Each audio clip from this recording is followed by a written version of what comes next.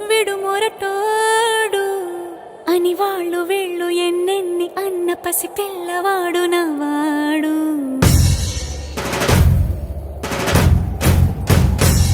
విడు ముండోడు అని ఊరు వాడ అనుకున్న గాని మహారాజు నాకు నవ్వాడు.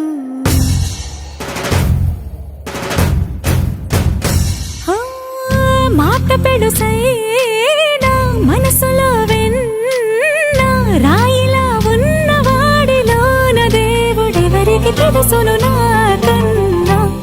సూసేకి అగ్గిరవ్వ మాదిరే ఉంటా